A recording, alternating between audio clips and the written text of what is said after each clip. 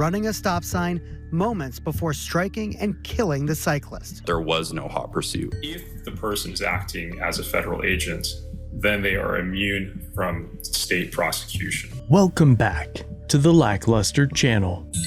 If you guys didn't know already, I'm a one-man show, and I get a lot of submissions through my email.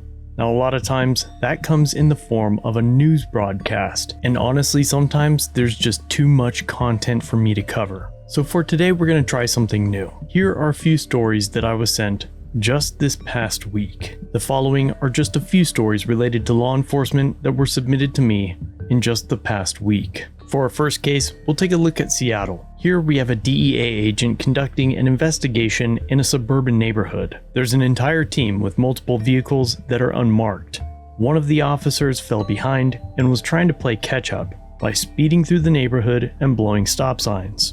On March 28, 2023, Margane Allen was riding her bike home from work in Southeast Salem. Video from that day shows a black pickup truck running a stop sign moments before striking and killing the cyclist. Behind the wheel was DEA Special Agent Samuel Landis, who, according to court documents, was conducting surveillance of a suspected fentanyl dealer. In this case, they weren't trying to chase somebody down or catch somebody that was fleeing. There was no urgency, no hot pursuit. In other words, there's no reason for this officer to be flying down neighborhood streets, blowing stop signs. Landis had fallen behind the rest of the surveillance team and was trying to catch up when he allegedly struck Allen on her bicycle. Now, tragically, this man's poor decisions killed a woman, but the most egregious part of the whole thing is, because he's a federal agent, he's asking the courts to grant him immunity from being prosecuted by the state of Washington. The testimony at the grand jury was that there was no urgency and that there was no hot pursuit. After months of delay, Landis was charged with criminally negligent homicide on September 6th in Marion County Circuit Court. But Landis's lawyers asked to have the case moved to a federal court so that they could use a defense of federal immunity. And so the immunity doctrine says if the person is acting as a federal agent, then they are immune from state prosecution. Now, if you've ever wondered whether or not government officials have more rights than you, the answer is yes, they absolutely do. We see law enforcement violate traffic code all the time. And most often, they'll tell us that it's necessary for them to do their job. But should they be able to speed and disregard all traffic law if they're not responding to an emergency? An attorney for the state of Oregon argued to the appellate judges that running the stop sign wasn't necessary for Landis to do his job as a DEA agent. You talk about and focus on urgency with legitimate justification, but are you almost suggesting that there needs to be a necessity for him to have run the stop sign? Yes, definitely. When a federal officer violates state traffic law, their conduct will only be necessary in that circumstance when there is some urgency or emergency that requires them to do so. Landis's lawyers countered that running the stop sign was perceived as necessary at the time, regardless of how it seems now. Everybody can say right now that wasn't the right decision. We know that because we know what happened. But what did he know at the time? Was it reasonable, given everything that he knew about the surveillance, about the need to stay in touch with the team? Now, I don't know what kind of argument she's making about communication, because I'm sure all these men have cell phones, and if not, they've got radios that bounce their signals off of repeater towers. But to the question of urgency and whether or not it was reasonable to speed through stop signs in a residential neighborhood, I'm going to say no. All of that given, was it reasonable? It was a mistake of judgment. We know that. It was a tragedy that happened. But he made that reasonable decision in the context of law enforcement surveillance. That right there tells you everything you need to know about lawyers. While immunity is at the center of the case, appellate judges are only tasked with answering the question of whether the case should be removed from the state court into the federal court. Really, it's about the removal issue. What should this case be in federal court? And I think the answer is just going to be yes or no. And if the answer is no, then it gets kicked back to state court. If the answer is yes, it goes back to the federal district court. And then next, you would have to decide, okay, does the immunity defense apply? If the case remains in federal court, it doesn't mean that the immunity defense automatically works for Landis. His team will still have to show that running the stop sign was part of his work as a DEA agent. At the time of recording this in mid-May 2024, the case was heard a week ago and is now paused, awaiting the court's decision. And if you guys end up liking these episodes, I'll be sure to bring you an update. And now for our next video is something that you'll hear me complain a lot about. I tend to do my own FOIA requests, sometimes for victims, or sometimes I'll see a video like that and request the footage. But obtaining that footage is not always easy. Sometimes we rely on whistleblowers to give us information that the state will hide from us. Now you got an underage party with a bottle of alcohol I can clearly see right there. This video shows Twinsburg police breaking up a Halloween house party the night of October 30th, 2021.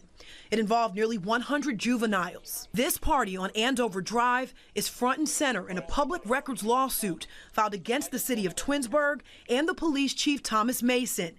In the suit, filed by 3 Twinsburg police officers, 2 of which were recently fired, there are claims of retaliation and record tampering. One of the claims states that Chief Mason's underage son was at this party, and it alleges the chief told officers not to put his son's name in the police report. And that's why they were trying so hard to keep the footage from getting to the public. If you work for one of these departments and you're aware of corruption, if you don't report it, you're complicit. If you have a story you need to get out, create a Proton email, make it encrypted, and send it to my form linked in the description.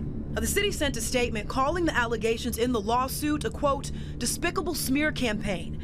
They also sent us the termination letters for the fired officers in the, quote, spirit of transparency. They said our records request for documents and footage had been received and forwarded to the law department for review. But an anonymous source with access to the city's footage leaked some of those public records directly to 19 Investigates. Those reliable sources compared a teen seen in this footage to a 2021 public photo of Chief Mason with his son. They believe it's the same person. He was a juvenile at the time, so we're protecting his identity. You talk to my dad? Here, while I talk to your dad, write your information down. Okay, so you're gonna be here? Yes. Are you gonna be here? Oh, okay. Okay. All right. Are you cool with us doing that with the other kids too? All right, I'll tell them. Or I'll let you tell them. Yes, sir. You saw this young man write his name down, and we took a screenshot. And if you look close, it appears to match the first name of someone that has been publicly reported and connected with Chief Mason. Now, the first name we saw written down on that officer's notepad, it was nowhere to be found when we scanned through the nearly 30 names written down in this police report. Now, take a listen to this exchange between 2 officers at the scene. What more you want from that? We'll just have all the names, every name that we can Boss get. man said give him a call afterwards. Tell me to call him. Who's that? Numero uno. He did? Yeah, Ancho. Yeah. Okay. The number 1? Yeah. Our source also gave us the redacted video that they claim the city edited. We watched the same interaction between those 2 officers, and when it gets to the part we just showed you, What more you want from that? We'll just have all the names. the audio cuts out. In that case, 3 officers filed a lawsuit alleging excessive force and record tampering. 2 of those officers have now been fired, and I'm sure we'll see more of that one in the future. For our next case, we're going to look at the Albuquerque Police Department, one of the worst, most corrupt departments in the entire nation. Actually, I stand corrected, it's November of 2012, which means for almost 12 years, a federal agency has had to step in and take control of the police department. That's insane. Now, recent reports have suggested that APD have met the DOJ's requirements that it would enable them to take back their department. But then there's this. We have now learned of a 9th officer connected to a federal investigation into APD's DWI unit. APD confirmed Detective Matthew Trahan is on leave. He's been with the department since 2006 and was with the DWI unit from 2014 to 2016 and recently worked as a detective. So far, 9 Albuquerque police officers have been placed on leave in connection to a DWI scandal. What federal investigators are suggesting is that police officers were taking bribes to miss court dates so that cases would get dismissed. There have been further allegations that these officers were working directly with an attorney, basically pulling somebody over, charging them for DWI, but also telling them that if they went with this specific attorney, that their charges would be dropped. 6 of the 9 officers implicated in the scandal have resigned. From what we know, Trahan has not resigned, but he joins 8 more officers connected to this investigation. Mark Landavazo is also among those who have not resigned. Darren DeAguero was the last officer named before Trahan, and there is a lieutenant on leave who has not yet been named. Trahan was also involved in another incident 8 years ago where he's accused of severely beating his fiancée, who is also an APD officer. In a criminal complaint from 2016, police noted she had bruising, swelling, and a bloody eye. Now, you guys have heard of the Brady List, which is a list that specifies law enforcement officers whose credibility has been called into question and can no longer testify in court. This is often because of previous acts of dishonesty or misconduct. And the most recent officer that was placed on leave because of this scandal, well, his fiancée is on the Brady List. Birds of a feather, you know the rest. In the end, as always, I'm curious what you guys think of these interactions. Let me know in the comments section down below, which one do you think was the most egregious? Or am I wrong on any of these?